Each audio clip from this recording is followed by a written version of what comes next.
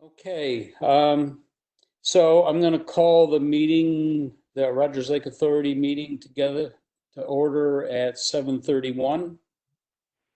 And we have everyone present from the RLA board. And Michelle, I guess or Nicole, I'll ask you to read the minutes from the last meeting. Okay, everyone can hear me? Yes. All right, just making sure. All right, so the last meeting was held on March 11th, and the meeting was, let's see, the following members were present: Dennis Overfield, Dick Smith, Janelle Janes, Robert Recor, Mark Hastings, and Tony Phillips. One local attendee was also present. The minutes were recorded by myself. The meeting of the Rogers Lake Authority was called to order at 7:30 p.m. by Dennis Overfield. The minutes from January and February were read aloud. A motion to accept the minutes from January was made by Bob. Dick second. Motion passed unanimously. Bob made a motion to accept the minutes as read from the month of February. Janelle second. The motion passed unanimously. Lake Patrol, there was nothing to report. Weeds, nothing again. Budget, there was nothing under budget. Old business, the board reviewed the current budget expenses. Dick has a couple of patrol boat employees coming back. In order to hire new staff, the job needs to be posted through the town of Old Lyme. The whole lake invasive weed study will be done in June, with a report to follow August 15th. SWCA has submitted a permit to DEEP that indicates lake treatment this year, but a new application will need to be submitted once the invasive weed survey is complete and treatment areas are identified. Mark shared different data points concerning the dam sluiceway. There is no data on how fast the lake will rise in a given period of time. Rainfall data is available. Setting up a camera to capture measurements of the lake level over a period of 3 months may help to keep the lake level consistent. The policy and procedures pertaining to the dam sluiceway will help to regulate requests from the public. The minimum requirement for water flow downstream is 0.96. New business, alewives are running a month ahead of schedule. Gail has been actively monitoring the fish. Many of the alewives are predicted to return to the lake. 2 fish ladders have been open since Monday. RLA is still waiting for the water quality test report from AER. It should be available by the end of March. SWCA is available to do water testing. They have outlined and described their testing procedure as well as provided a quote for service. There is no mandate that requires water quality testing. Rogers Lake Authority would like to continue to monitor the quality of the water as well as satisfy community members who may be concerned with herbicide applications and its effect on the water quality. The cost for SWCA to complete the test is less than AER, who currently tests. Janelle made a motion to go with SWCA for the next round of water quality testing. Bob second. The motion passed unanimously. Crew races on the lake are scheduled for April 8th, 18th, and 29th, as well as May 6th and 9th. Lake drawdown. Janelle made a motion for the board to vote on the lake drawdown at the meeting of August 12th. Tony second. The motion passed unanimously. The drawdown will be 14 inches, estimated to start September 15th. The full 14-inch drawdown should occur around September 22nd. The lake will be allowed to fill back up starting October 22nd. Newsletter target date to send out is May 1st. Ideas for the newsletter include signage, jet skis, and drawdown. Janelle will work on the newsletter and have a draft for the board to review at the next meeting. A motion to adjourn was made by Dick. Mark second. Motion passed by unanimous vote, and the meeting ended at 8:59. Okay, any discussion? Nope. Okay, I'll entertain a motion to accept the minutes as read. I'll make a motion. We accept the minutes as read. At a second? I second that. Okay, all those in favor? Aye. Any opposed? So carried. Okay, I sent out the budget everybody. And I'm just going to go down through the budget. I can comment on a few things. So on the RLA boat launch attendant, we still have 32% left, and that should cover us if we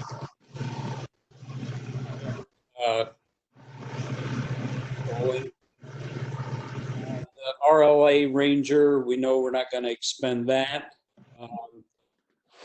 Had talked about using some of that funding for signage. I know that Deep has shut down most of their group, and I suspect that we're not going to be able to get any signage input. Because in order to get the signage going, that means Deep has to come out and somebody has to go around in a boat with them to show them what we're trying to do. So I'm guessing that's not going to happen. Or, it won't happen. Well, we'll see how it goes. It depends when social distancing is kind of relaxed. The clerk, no problem. We have money to pay till the end of the fiscal year. Dues, they've all been paid up. The patrol boat operator, again, we got lots of money in there to hold us till through June. The water testing, we're going to talk about that in a minute, but I did just get the report from them, and so that will get spent down a little bit. And then our new contractor, SWCA, will have gone out once to do that before the end of the fiscal year. So we have funding for that. The weed treatment right now, that's got 35,000 in it, and we won't be spending any of that this fiscal year. Then we have the newsletter, and right now in the training budget, there's $1,400 in there remaining to be spent. The boat expense, there's $490 left in there to cover startup costs for the boat. So any questions so far? Nope. Okay. On the next page, there's two line items on this budget expenses and encumbrances. That's under total capital. And there's Roger Lake weed mats, 3,000. We're not expending that money. And we can't. And then under the Rogers Lake weed eradication, there's still $2,800 in that budget. But I know, I guess SWCA hasn't, we asked them to do the filing for Deep, and I haven't seen that invoice yet. So, but that was only like $1,000. So there's still probably $1,800 remaining in that account. Any? We'll get to keep that 1,800. I expect not. And later on, I want to talk about maybe spending the rest of that, or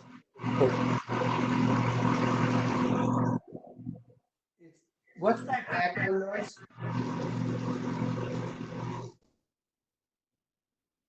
okay, I see you, Mark. Mark? Finally figured it out. Okay, good. So, any budget discussion? Okay. Then, Dick, you want to talk about Lake Patrol, or?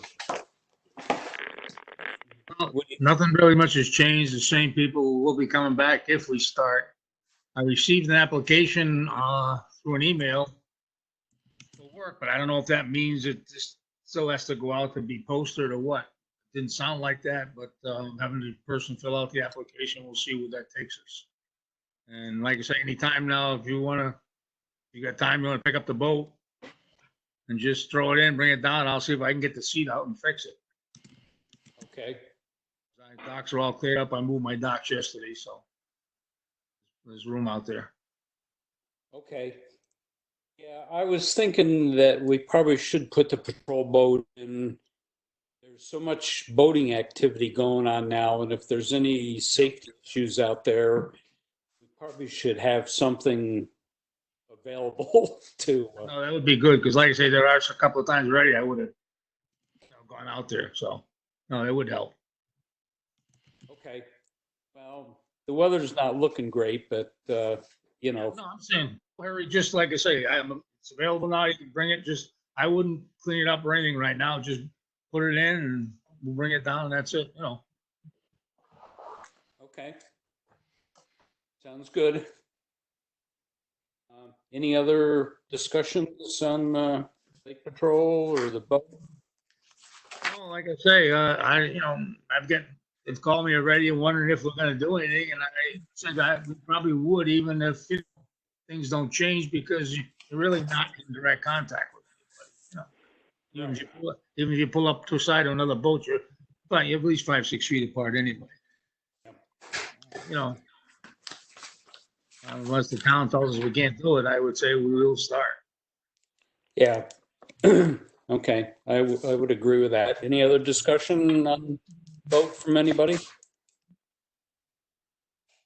Yeah, I see there's an awful lot of boating activity. I see the jets, that stand-up jet skis out, Oh, yeah, Ferguson's out already.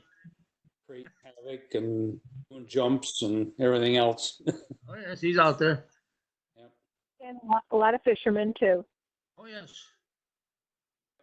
And Dennis, well, I think of it, is there any way that we could make a map of this lake just between shores? So I wanted to include that in the newsletter. We had talked about that last time. So does anyone know where I could get the distances so then I can play around with it and see if I can create it? I have that. And Okay. when I submitted to Deep about this, I drew up the map and actually have it. So I will send that to you. Okay. Even if it's just like if you just took a picture on your phone. No, it's a PDF file. Oh, okay, perfect. I might even have the Word file. Okay.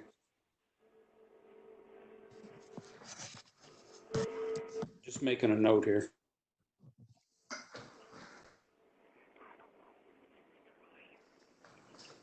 Okay. Right. Then moving on. Mark, you want to talk about our sluiceway and Well, the progress that has been made has mostly been by Dennis, and that he's been monitoring the water levels and the rise in the water level relative to the how precipitation we've had and what lag time that is, and then monitoring as well what is happening with the fish ladder as well as the sluiceway. I think with the information Dennis has now, I should be able to sort of complete that operational review and add those metrics in and get you something back to review. So now we're really just adding and confirming the metrics as to how much water flows and how what the precipitation we can anticipate what are the effects of the precipitation on the lake and the water level. So I think we are getting the data we need now. Dennis and I put in an additional gauge that you can see from the dam or from the road last week, or was that this week? Anyhow, Time, yeah. it's all muddled together. So it's a little easier to read. And I think we've got some good information now, so we should be able to get something. So, yeah, so Dick, I got a question for you. We bought 2 stream gauges, which are, so that we can look at the depth of the lake. Right now, there's just on the Sluice Way, there's a gauge on the side. It's a pain, you got to stand on your head to read it. And so for around $35 each, we bought 2 stream gauges. Mark bought one and I bought one. Okay. So we'd like to get reimbursed for those expenses. Yep. And I guess I'm looking at the budget. So, well, I guess the first question is, if we just send you a copy of those bills, then you forward that on to, Yes, I can do that. Either that or just throw them both in an envelope and leave them in my mailbox, whatever. Or just send me a copy of it. Either way. okay, I didn't know if you submitted them electronically or I you, do. I submit it, I forward everything to her electronically. okay, so I'll just scan the bills Yep. and send you the PDF of them. All right, that's fine. And Mark, you can do the same thing.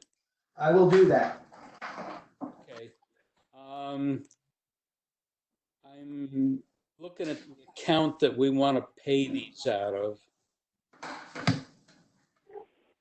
And we don't really have an account for that. So I'm guessing maybe we just put it under boat expense and then we'll just move money around. Either that or put it under the, what's the other one now? I can't think of it. Training? Yeah, actually, yeah, okay, I agree with you. Let's put it under training and we're gonna overexpend that, but we know we can move funds around to Okay. do that. Okay, so Mark and I'll get that. We'll get that to you.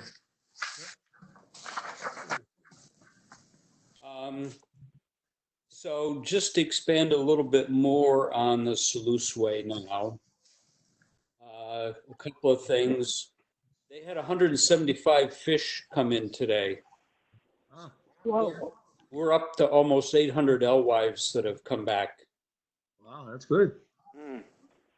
So the other thing is that part of what Mark is writing up is that we know that DEEP requires us to have a minimum flow from the dam.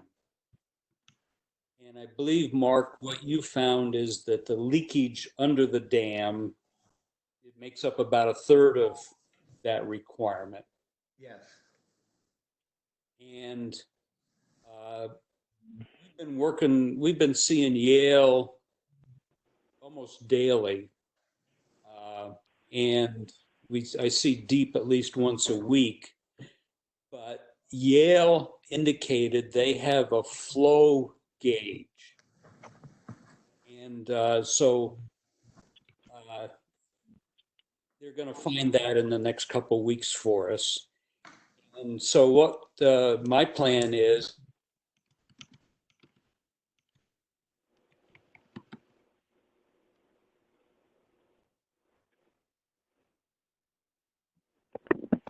Dennis, you buffered. Yeah.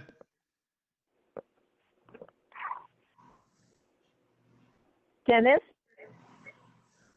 We're here. I don't think Dennis is. I think we lost Dennis. Okay.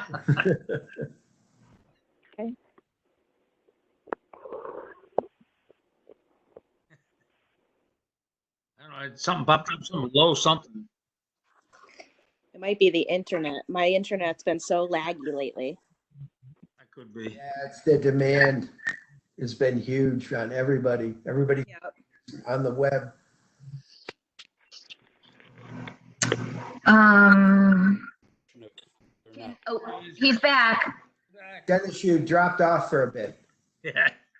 Oh, So Yes, the last thing we heard was Yale was gonna try to find that flow meter. That's the last thing we heard. okay, sorry. So we know how much, there's a minimum flow deep requires from the lake.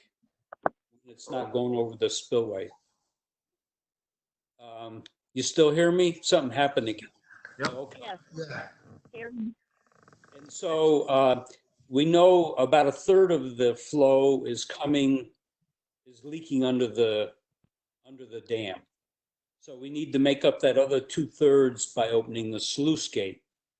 So with this flow meter that Yale has, we are, because that sluice gate's got a calibration on it, we will be able to put the flow meter in there and open the sluice gate till we get that remainder of the flow we need. So we're gonna have a nice metric now.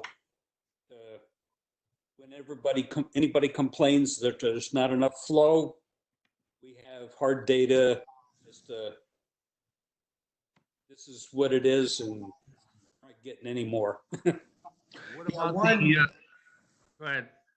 No, well, one fact that Dennis determined, we're talking with Yale and Deep, there's sort of two sets of standards. During when the alewives are flowing, we've got to make sure there's enough water flowing out to that all the fish ladders below us have water and work. Otherwise, we won't get alewives. There won't be enough water flow. But once that is done, then we're back to the statutory requirements of how much water we are required to have flow over at the minimum that we're required to have flow out, which is what the flow gauge will determine for us or document for us. Oh, but you gotta figure too, now, once they supposedly close the fish ladder, that never really shuts it down tight. There's always flow coming out through the fish ladder. Right. Right. No, I know. That can be used too.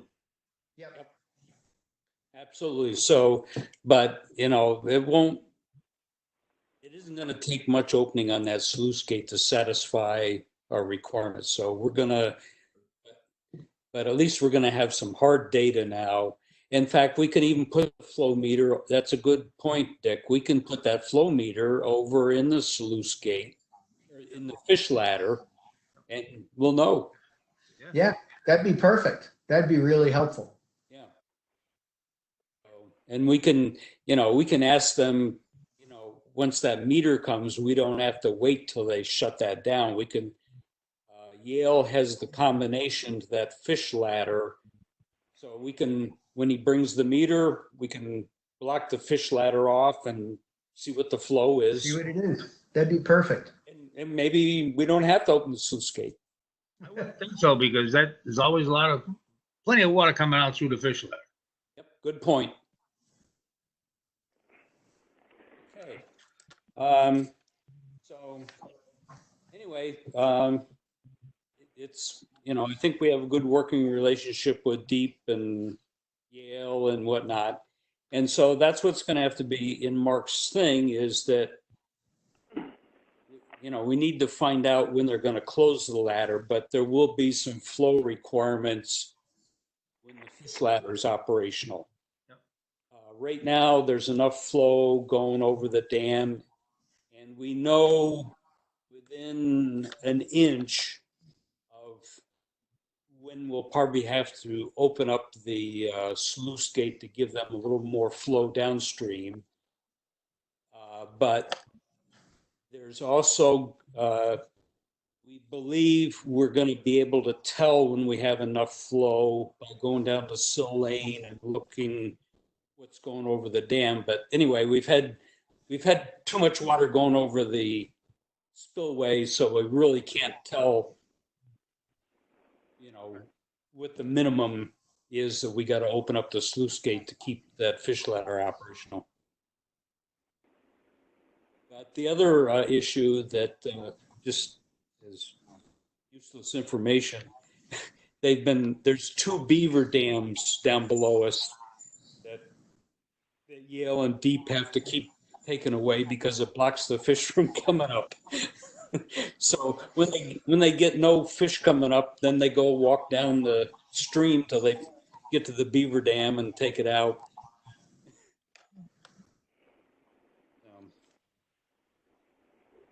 Okay.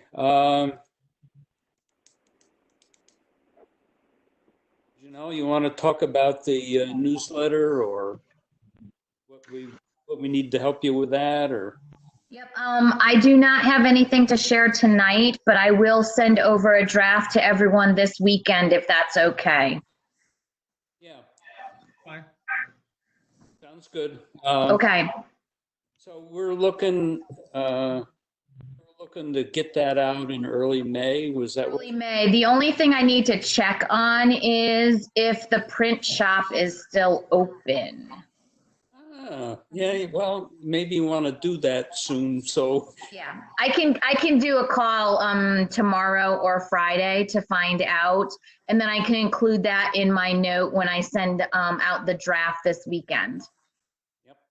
And I think if I recall correctly, it's easier for people to see it in a PDF format to provide feedback. Is that a correct statement, or it doesn't matter?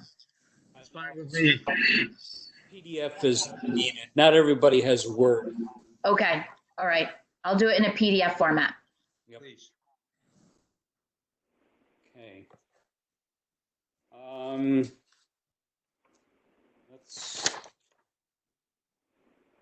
I'm looking at my notes here.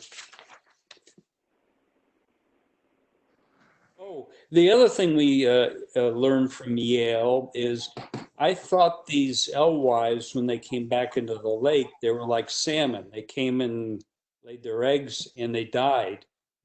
And that is an untrue statement. Apparently, alewives' lifespan is 8 to 10 years. Wow. They will go and come from the lake multiple times over their lifespan. So that was interesting. I thought we had all this cade matter going into the lake, but that's not true at all.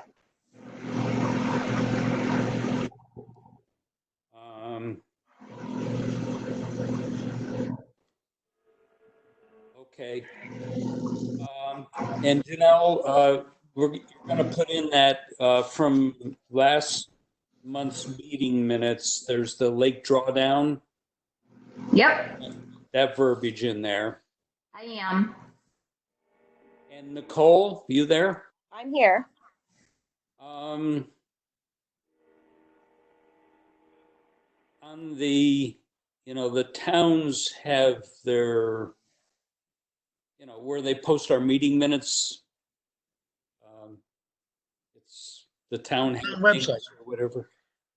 Right. I'm wondering if you can't, for every month now, like right after our meeting, ask both towns to put in that blurb that you have in the, in March's meeting minutes about Lake Drawdown, and and it says that we're going to make a final decision August 12th, but it tells how much we're going to draw it down, when it's going to be drawn down, and when it'll be allowed to come up. Okay, so you want them to post it on their town websites? Yeah, Yeah, okay. but I think do it every month until the drawdown. Up until the drawdown and do it like when you send the minutes out. You Right. know, that'll be the trigger, but at least we're gonna, between Janelle and the posting on the town website. Oh, and also you could probably put it on the West Shores website. I was just writing that down. Okay. Okay, good. Perfect. Yep. We need to just make sure people know about it. Okay. Good.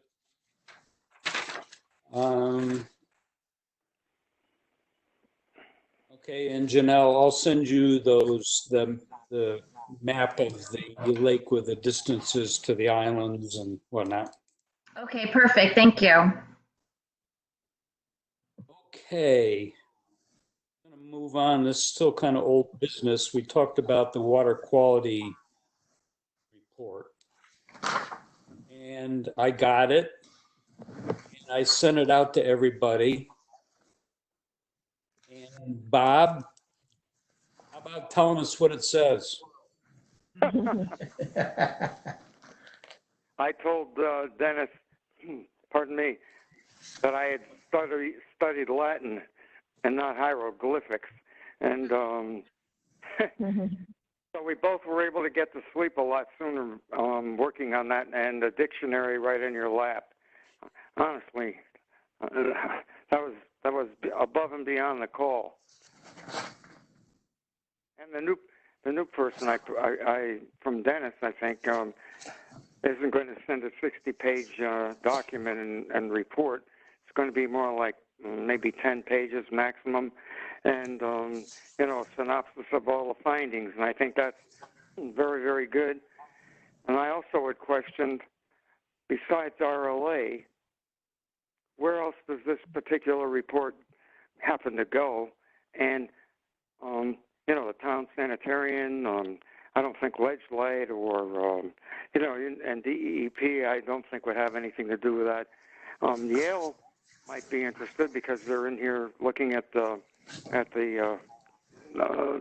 lake when they're doing these alewives and whatever they do. They do certain chemistry testings, but beside that, I mean, no one's able to interpret it, and I think the change is going to be a good one. And as Dennis, or I think it was Dennis, the other day said, we're paying for that, and no one really is interpreting it. So that's about all I have for you. So do you know if the water quality, like, were you able to decipher if the water quality was fine or if there's any reason to be concerned? No, there was some change after the herbicide, according to what I read. But that's quite normal, but it wasn't extreme. It does affect the aquatic plant growth and also fish, among other things, pH and what have you. But it wasn't excessive and not anything that one had to worry about. Okay, thank you. Okay, so I'd like to expand on this. I read the executive summary and I had Google definitions open. And yes, it seems like there's nothing to be concerned about. But I was very unhappy with the report because, just like Bob said, who's looking at this and interpreting it? And it seems to me that the buck kind of stops with the Rogers Lake Authority. We should be able to get a report, interpret it, and if there's an issue, then we can escalate it to the selectmen and say, look, here's a report, here's what we see, what do we need to do? Or, what would you suggest we do moving forward? But I agree with Bob. I don't think there's anybody else in the town government that can look at it. Does that seem reasonable or? Dennis, the only thing I noticed in sort of skimming through it is when you get to the recommendations on page 35. I mean, you basically read the executive summary, you jump through all the other stuff and go to the recommendations. They really have three. One, simplistically, they're saying they don't think the herbicide should be limited to very specific parts of the lake. That we should keep working with them on water quality and expand our use of what they want of their business to monitor algae. Mm-hmm. So it's 2 ads and 1 recommendation. Yeah. Yeah. Well, I talked to Scott Fisher at SWCA because they're the ones that we voted on last month that we want to move the water quality testing to. And I told Scott, I said, I've got this report. It should be able, can it be put into plain English that normal people could understand? And apparently he's familiar with Mark June Wells and this Larry Marciella that wrote this. And he said, it shouldn't be 60 pages long. He said, any report you get from me is going to be 6 pages or less. And it's going to be written so we can understand it. So I said, okay, well, that would be important because you won't get the contract. I'm not going to have the contract signed if I can't understand the report. And you'll receive it in a timely manner as well. Yes. I also carried on the discussion with Scott, and I said, because we don't have this, I'm sure we don't have anybody in the towns that can interpret this. Would you be willing to do a peer review of this document and send us a 2-page summary? And so, yes, he can do that, but it's going to cost us some money. How much? Well, he looked up, and I think if we go back to this budget thing where there was under the capital expenditures, we had this Rogers Lake weed eradication with $4,000 in it. Mm-hmm. And so SWCA has a open contract with us for $3,000. And what Scott told me is that we'll probably have about $200 left in that contract to do some work. But he said it's going to take him more than $200 worth to read through 60 pages. Mm-hmm. So I guess what I'm asking is, can we go to Scott, or do we, the Rogers Lake Authority, want to authorize amending that contract? I don't know, maybe $500 just to cover us. But I'm going to have him quote it so we know what it's going to cost. But I would like to have a peer review done on this and have him send us a summary that we can read and understand. I agree. So Dennis, I have a question. What's your objective other than to have a summary that you can read and you can understand? So the executive summary, there was nothing that was alarming. Thought it was okay. So wouldn't that be good enough? And know that we're not going to be doing business with them anymore and just move forward with Scott Fisher and a 6-page report in the future? It's true. However, my thinking is that we want Scott Fisher and SWCA to have continuity going forward. And so we have a contract that we're getting ready to sign for them going forward. But if he sees something in there that needs to be addressed in our water quality testing that he's already quoted on,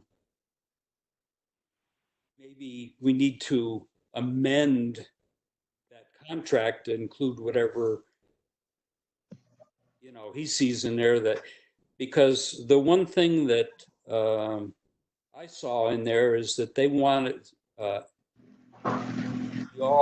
issued this report wanted to something additional. And I don't know, off the top of my head, maybe, but it didn't mean anything to me, but they wanted to add an additional test. And maybe that's needed, maybe it's not, I don't know.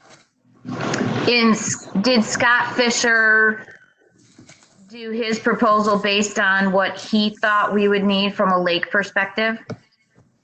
Yes. Yeah, but he was involved in the creation of the protocol that AER is currently using. So, so he's familiar with the test results, or with the testing that's being done. And he's, in the proposal he's given us, he's scaled back some of that testing because didn't feel that it was necessary to give us a good feeling that, you know, the lake water quality is not being compromised. Okay. I just don't want to give him an open door to add more that is not necessary. Understood. Dennis, there might be an individual who can decipher these. In the original panel of 5, when we worked on the proposal to have the weeds done, there was a gentleman that from Old Lyme, I think he's a professor down in Southern Connecticut. Him and the one that they had from Lyme, these two guys were like that. They talked, we couldn't understand him. Now, whether he would, want to help us out this way again, I don't know. I can't remember his name right now. I'd have to look it up. Okay. All right. That's a good point. Yeah, it'd probably be good to have a third party looking at this instead of somebody that's going to be able to pay the bill a little on us. Well, the other one too was the gentleman from Lyme was the actual inland wetlands, had the guy that had that. He was quite knowledgeable. I think he worked in something similar field to that too. If you wanted to see if he would do anything. Okay. Very good. That's why I'm bringing it up. I'm just trying to get some thought here. And I agree that having a third party is probably a better. Yep. Now I have sent so I've sent this water quality report to 2 people now. I've sent it to Scott Fisher because I wanted him to, I said, any report we get, you can't just start with a clean piece of paper. You have to show that, yes, looking back at the older data, we're continuing on some path so that, if he does raise any flags, there's supporting data for it besides just what he did now. I also sent it to Andrew McDonald, who is our Yale contact. And I sent it to him today because I know they're doing water testing. And he has forwarded that on to his boss, which is that David Post, the professor at Yale. So maybe get some input from them also. And I've never heard back from David Post whether or not they'd be interested in doing our water quality testing, but I thought, well, maybe this might trigger him to get back to us on that. So, okay, but I agree. We'll explore. Thanks, Dick. We'll explore, people that were involved in this herbicide treatment early on, getting that going.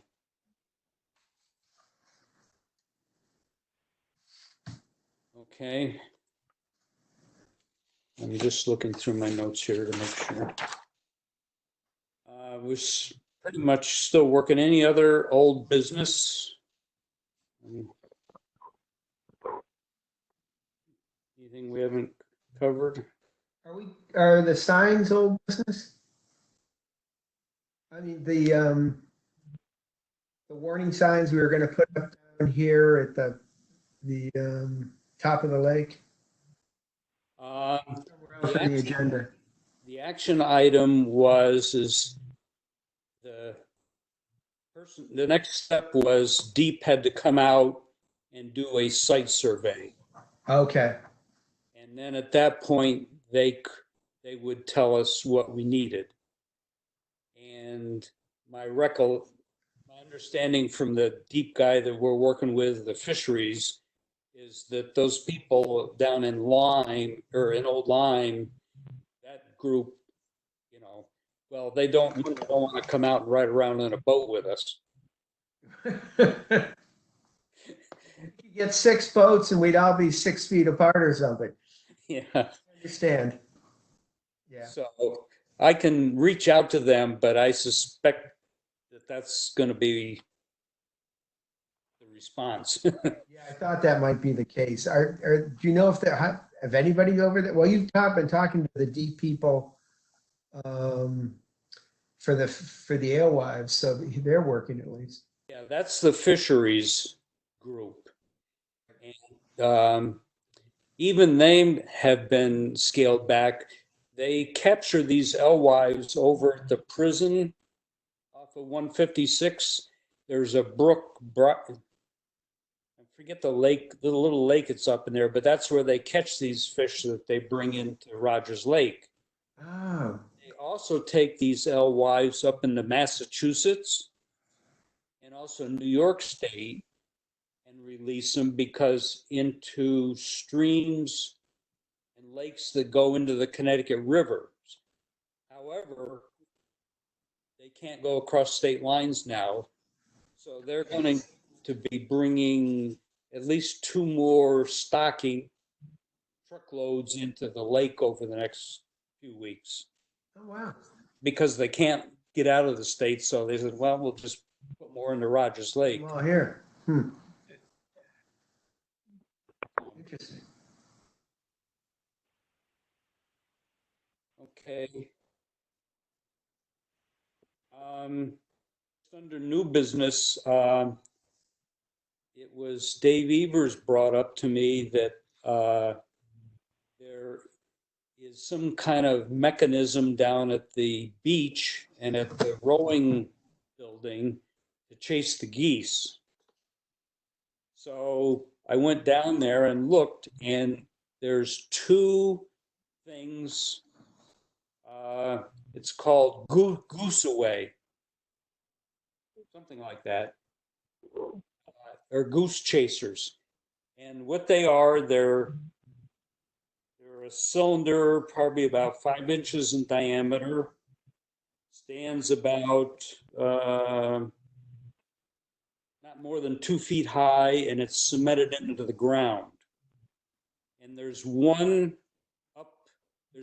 down by the rowing docks, and then there's another one that's up closer to the entryway where the people come into the rowing building. And the way they work is they have a yellow light in them, and when it senses motion, it's to chase the geese at night, bottom line. So when it senses motion, it turns on this yellow light and flashes it, and apparently the geese don't like it. So I got a hold of Candace Fuchs and I said, hey, did you guys put those in? And she said, no, we don't know anything about them. So apparently the towns put those in.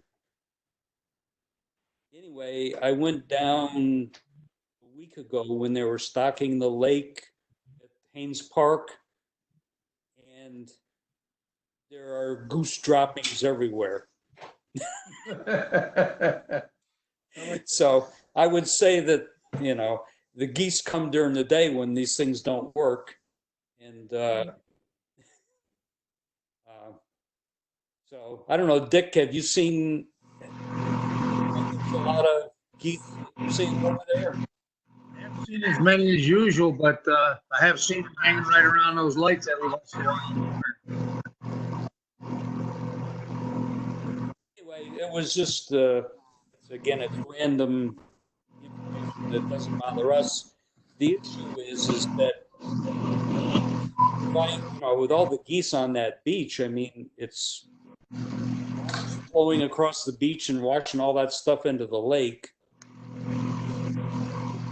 It's cut down considerably, though. It's not anywhere like it used to be, but there's still some around out there. So, hey, Dennis, Yes. I received a bunch of questions from some of my neighbors asking if we were going to do anything with regards to the geese, because there are a lot over in the area where I am. And one of the questions I received was, are we going to do anything about addling eggs?